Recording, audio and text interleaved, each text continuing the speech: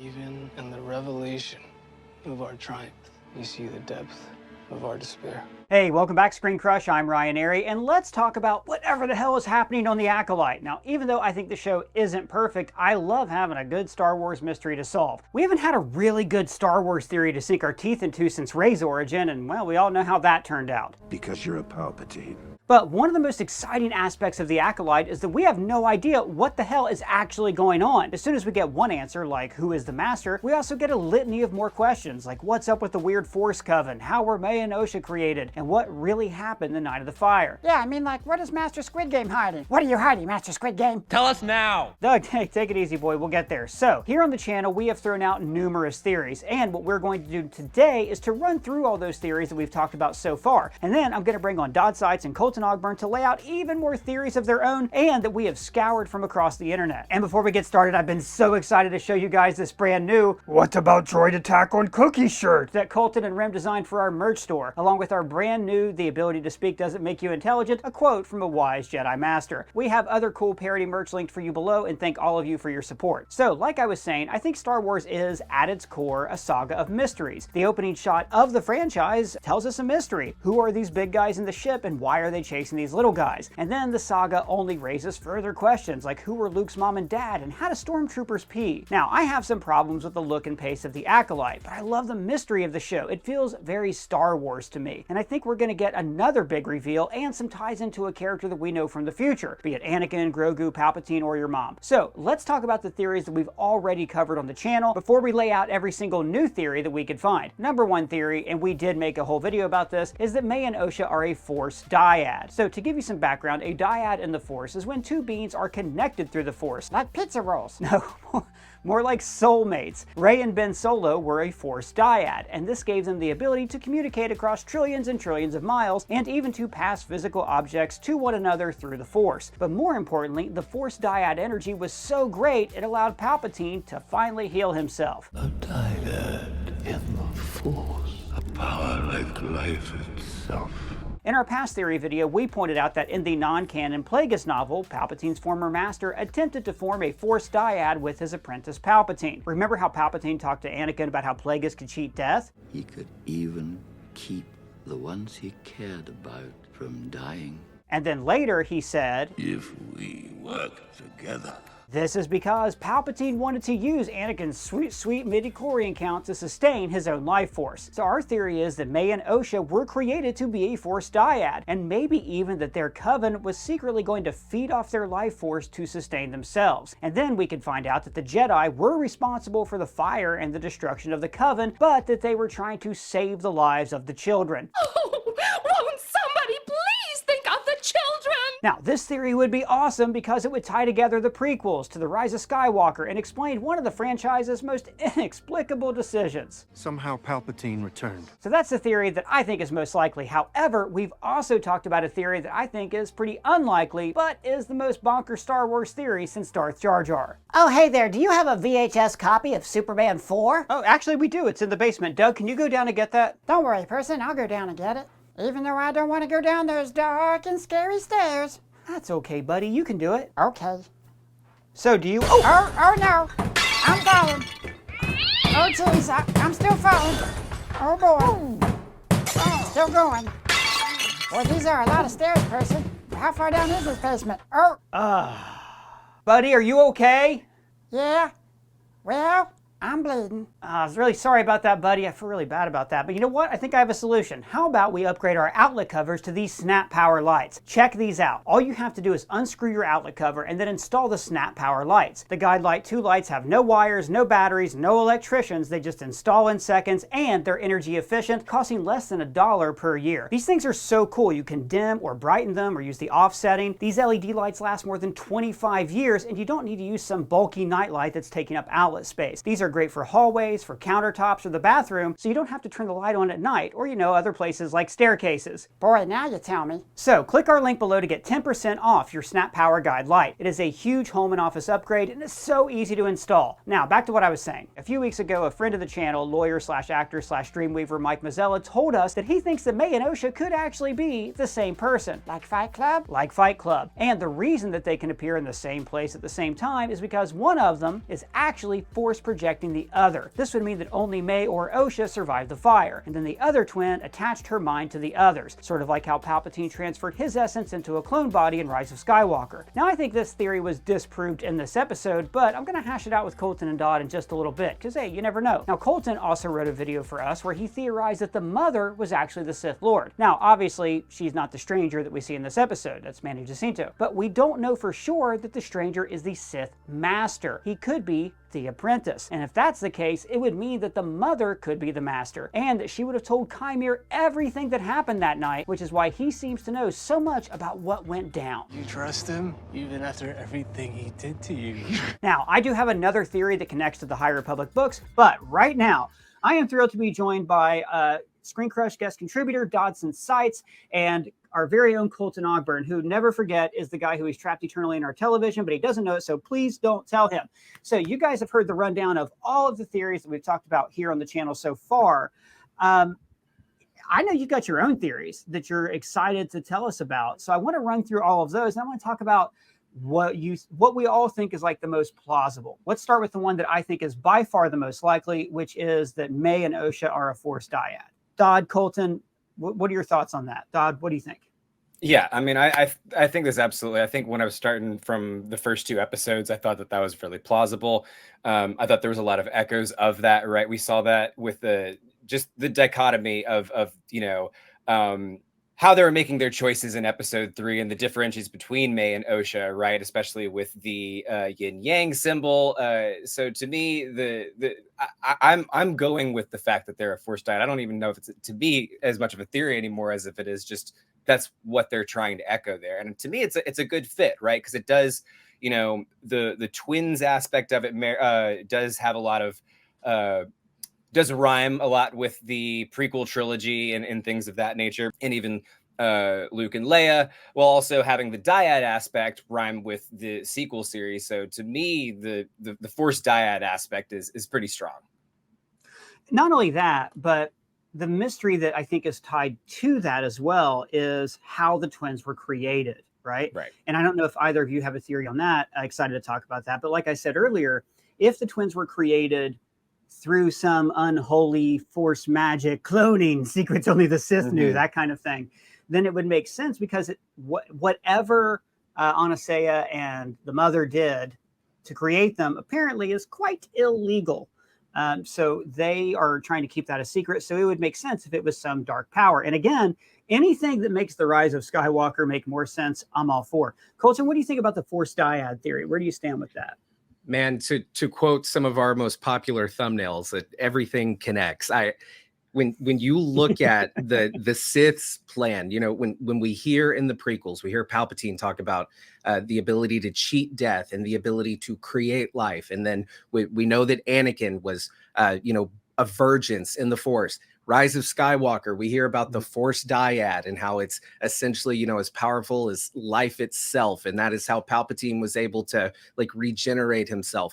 This is all connecting to that line that we heard Anastasia say in episode 3, when she says they gave us the gift of life and they created these twins.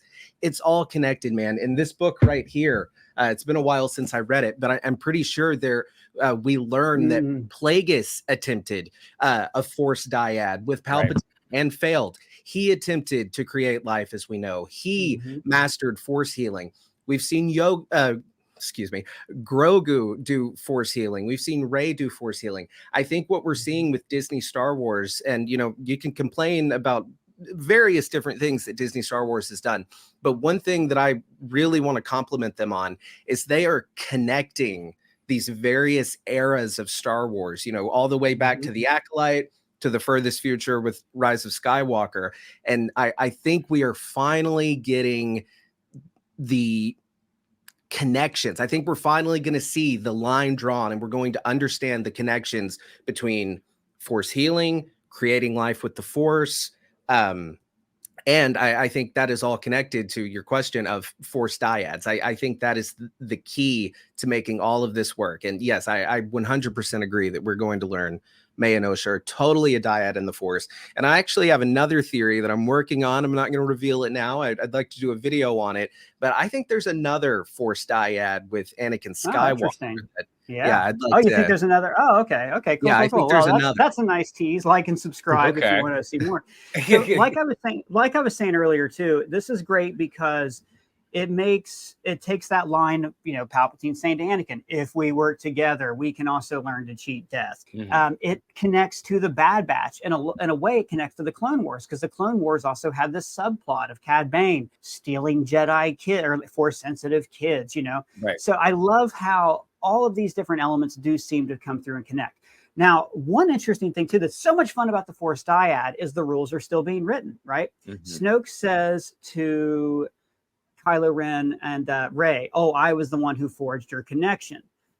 Sure, or he linked their minds, right? So he may think that he did that, but I think what he did there is he just made their Force dyad. I think that was possible because they're a Force dyad. Obviously, Palpatine didn't realize they were a theoretical Force dyad, or a Force dyad till he, a Force dyad, and his fingernails grew back.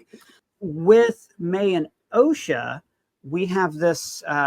We don't know what the rules are. Right? We don't know. We've learned that in a Force dyad, you can transfer objects to one another. You can share your thoughts across distances. You can appear to be in the same room. So this is where I want to turn to Mike Mazzella. Mike the lawyer, came on, threw out a really bonkers theory I want to get your guys' thoughts on before we talk about your own theories. He said that he thought that May and Osha were the same person. Like one of them actually died and imprinted their psyche within the other one, and that basically it's Fight Club. And I was like, Mike, that is a ridiculous theory. And then he's like, no, Force projection, just like Luke did in Last Jedi. Here's why Mike's theory is brilliant. Okay.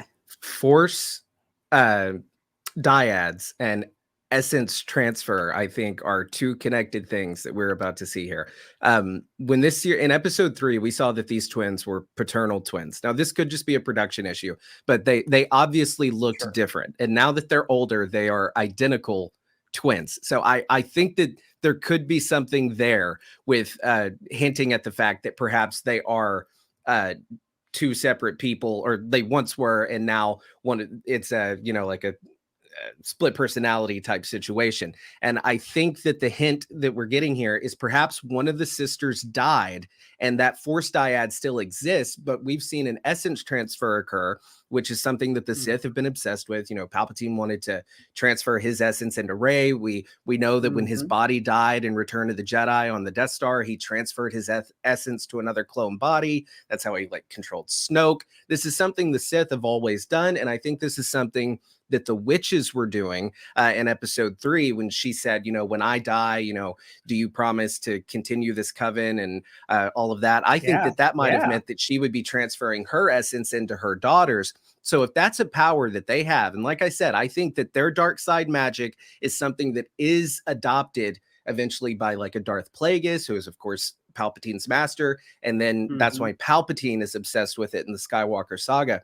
I think in a roundabout way, I think the dyad of the Force theory and this theory about them being one person, I think that the essence of May or Osha, whichever it is within the other twin. Right. So it's interesting though, you brought up a great point, Colton. Palpatine's plan essentially has two parts, right? It's like the underpants gnomes. Phase 1, learn how to essence transfer. Phase 2, clone a Force sensitive body. Phase 3, profit. The cloning is what we've seen the most, right? We've seen that hints of that in The Mandalorian. We saw it very directly in the Bad Batch. We haven't seen how they actually perfected an Exegol, although they are doing in the comics. We're seeing Palpatine setting up Exegol and setting up his Sith Eternal cult there. So it's cool to get that shaded in. And I think you're right. I think we're seeing how phase 1 happens. Essence transfer. And I think the cloning only becomes a necessary part because he could not use he couldn't find a Force dyad to create life with. Well, and Ryan, you make a good point, because with Plagueis, and again, been a while since I've read this, but from what I recall, Plagueis, when he attempted a Force dyad type thing with Palpatine, and they attempted to create life and all that, it was only after that and its failure that we saw Plagueis more so turn to the sciences, like dark side type sciences. And I think when we see Palpatine doing cloning and stuff, I think that is only after they have kind of admitted defeat on, okay, obviously we're not having any luck with this, we're just gonna take the easy route, which is of course in character with the Sith. and they're attempting to, do it another way with cloning. Which again would be so cool, because when you go back on Star Wars, like the history of it, one of the overarching themes that George Lucas had was nature versus machine. It was spirit versus technology. But we have other theories, and you guys have other theories we haven't heard yet on the channel. Dodd, what do you got for us? Before I get into like my High Republic thing later on, what's your big theory for us? For sure. I mean, I have I feel like a lot of theories connected to Qimir, but I think the one that I like the most, I can't remember. Let me check really quickly actually who I sent it to from on Twitter that talked about this, but I know I've talked in the past. QG Jenna on Twitter talked about the possibility of Qimir not just being a Knight of Ren instead of being a Sith, right? When he says to Soul, he says, a Jedi would call me a Sith. That's implying that he doesn't call himself a Sith, right? So to me, that's a big difference. And we've talked about before, there's plenty of more dark side users other than just the Sith, and the Knights of Ren is a pretty big one of them. Now, I've done like Knights of Ren videos before on ScreenCrush, and like when I looked into it, the big kind of like gap in the lore that we have is who is Ren, right? There was a Ren that gave Kylo his sword and that whole thing where starts his saga off with the Knights of Ren, but the name Ren was passed down over and over by the leader of the Knights of Ren. Yes. So like Qimir could easily be one of the first Rens. He could be someone who's training to be a Knight of Ren, and that whole aspect. And the fact that we hear Kylo's theme play at the end really starts to kind of validate that. Yeah, Sure. A lot of the things Now, that the Knights of... Go ahead. No, it's okay. Go ahead. I was going to say, a lot of the things that the Knights of Ren stand for seem to be a lot of the things that Qimir is kind of arguing in his points with Soul, right? It's more for the sake of freedom and be able to use the Force however they choose to use it, right? And I feel like even more so him taunting him, saying like, a Jedi, you would call me a Sith, right? Feels very... Right. Knights of Ren kind of aspect. So I think it's still certainly possible that he is a Knight of Ren. And Dodd, I want to ask you, because you're more informed on this than I am. Didn't like the origins of the Knights of Ren, like didn't they like follow like a single red lightsaber or something? Wasn't that the okay? Yeah, the Ren is not just the name of a person, it's the name of a saber. Exactly. Right. Yes. And so like when they say that the Knights of Ren, they follow the way of the Ren, which is the way of the saber. Right. And so with that said, like the red lightsaber there to them, the blood crystal is just saying that they follow the way of the saber, and that's their way of denoting it, which happens to be the same way as the Sith, right? But it's also Star Wars way of designating bad guys. I think that this red saber could be a saber left over from, prior to the Sith's extinction, when the Jedi wiped out most of them, and this saber could have been discovered, and that has inspired this new cult, the Knights of Ren. But perhaps there's still a Sith out there that's like, no. Maybe we'll see Plagueis come in and be like, shoo. I would love that, because in the books and comics, especially, Force artifacts that actually are able to hold the essence of the Force are very much a thing. In the Aftermath novels, there's a little side story here and there about a Sith cult who find Darth Vader's lightsaber. They never explain it. It's a story for another time. But they destroy these Sith artifacts, thinking that in doing that, they're freeing the dark side energy within it, so it can then help the Emperor return. So I would love that if they were to bring actual Force artifacts into this, because apart from some lightsabers having memories or things like that outside the games, we haven't seen that a lot in the movies and TV shows. When Rey touches Anakin's saber, isn't it weird that she doesn't see that it killed a bunch of kids? Right? She only sees the good sides, right? That's the very Jedi way. We're only going to put She sees all of the original trilogy stuff, and there's no mention at all of, by the way, this saber was used to kill a lot of children. I want to move on to our next theory from you, Dodd. So you are wondering about Qimir's relationship to May and Osha. Were you wanting to talk about that one? Yeah. Okay, so I got to give credit to MT from Heavy Spoilers and Guardians of the Galaxy for this, because I was talking with him about it, and he started mentioning how he thinks it could be possible. And this could, I was thinking a little bit about this with the Fight Club theory too. But like one, Qimir definitely seems to have some kind of relationship with Osha, right? I mean, especially with that moment there at the end where he's or Osha and May, right? Where he's healing Osha towards the end of it. You know, there's a lot of repetition of triangles in Acolyte, right? Which is usually a representation of the Sith, right? We saw the triangular book in that May burned, which supposedly started the fire, right? We see the power of one, the power of two, the power of many, more of like a triangular shape kind of a power structure, right? And then, you know, even when Qimir kills our young X-23 there, when he does so, he does it 1, 2, 3 in the shape of a triangle there. Yeah. And so I think that the triangle could also be representative of the connection between Qimir, May, and Osha, right? And so I was going back and forth with MT on this. This could be a little bit more far-fetched, but it could be that Qimir was actually a part of the Coven at one point, but was excommunicated because he's male. And then you know, when he returns to the Coven, discovers that, you know, that they've all been murdered, and he turns that rage also from his outcast and from, you know, the genocide of his family, and takes that rage out against the Jedi. This could even be an idea where, like, it seems like it's a triad, but it's really a dyad because of the same thing with the Fight Club idea of maybe one of the Osha twins are dead, and then there's some kind of dyad that would make the Kylo Ren sound come into play as well, right? Because then it really is a true dyad. So that's the really complex theory about how I think that there could be a possibility that Qimir and Osha are related, and it's also based on the fact that, like, he is very resentful towards Soul. He knows something about Soul that he knows what happened with that fire. Absolutely, right. And he's pressing them about it.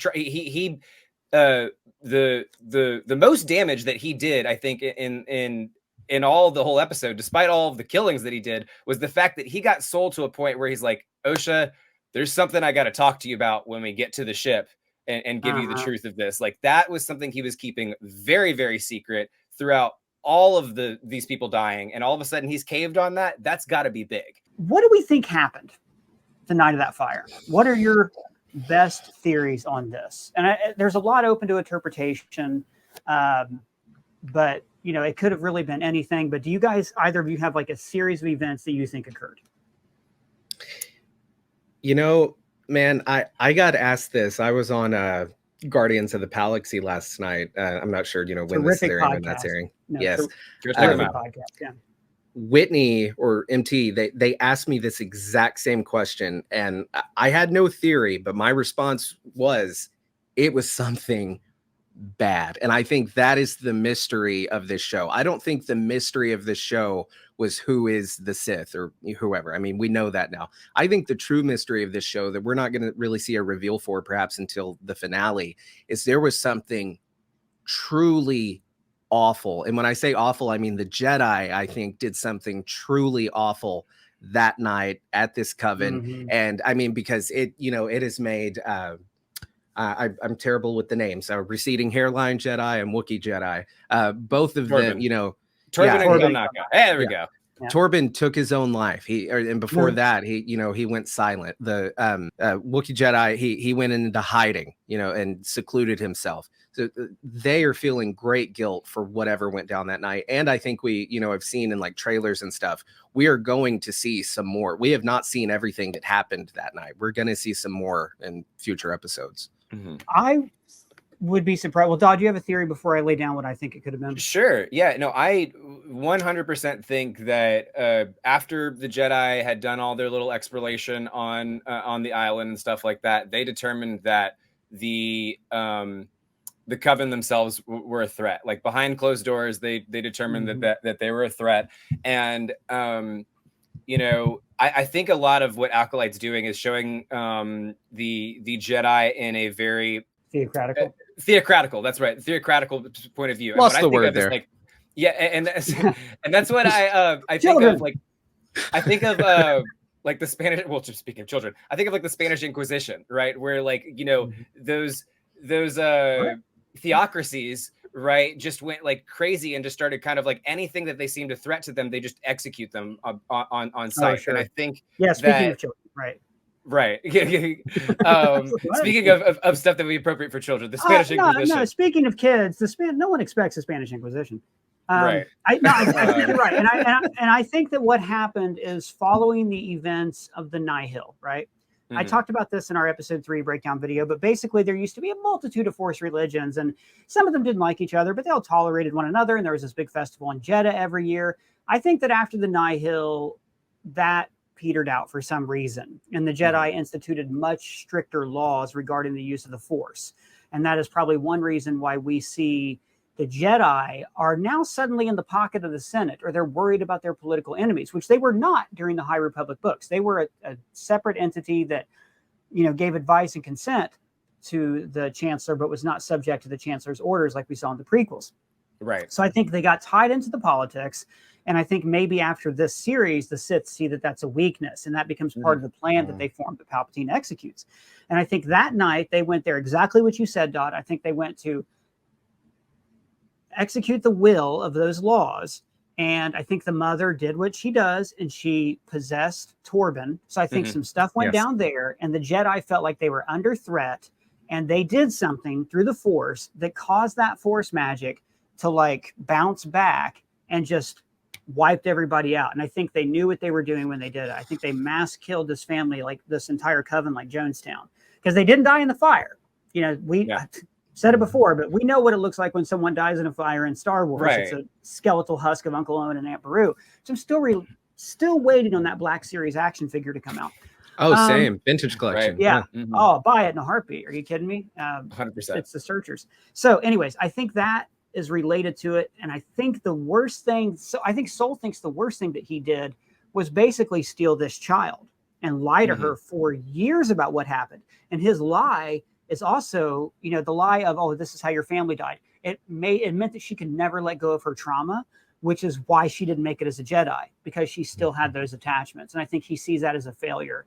And also, it probably kept her from fully connecting to the Force, because she isn't a very strong Force user. At least that would explain why May can use the Force and she can't. Well, guys, I'm so sorry. I have to wrap it up there. Dodd, Colton, you can find everybody's social links below. Thanks very much for joining me. And I want to tell you guys how I think all of this is going to tie back to the High Republic books. In the High Republic books, the Jedi are at the zenith of their power. The Republic is expanding into the Outer Rim. But then a group of vicious pirates called the Nihil, led by Marchion Ro, deal the Jedi and the Republic these devastating defeats. So in the books right now, the Nihil have even seized an area of space and have it guarded with an impregnable wall that prohibits hyperspace travel. And as of now, we do not know exactly how the Nihil will be defeated, although we know they're going to be defeated because of the short story The Veteran by Adam Lance Garcia. So that means that they don't just fade away, they will be dealt a decisive blow, which I think tells us that Marchion Ro is going to be killed. But here's the thing, I think that Marchion Ro isn't going to be killed by a Jedi. I think he's going to be killed by a Sith. Maybe Ro is on the verge of his final victory when a secret Sith Lord chooses to attack, because the Sith want to save the destruction of the Jedi for themselves. It's even possible that this mystery Sith could be posing as a member of the Jedi Order. It could even be a character that we have been following for years. I think that would be a really great way to connect these two eras of the High Republic. So if you read the High Republic books, let me know who you think this character could be, the secret Sith Lord, down in the comments or at me on Twitter. And let me know your best Acolyte theories down in the comments as well. And if it's your first time here, please subscribe and smash that bell for alerts.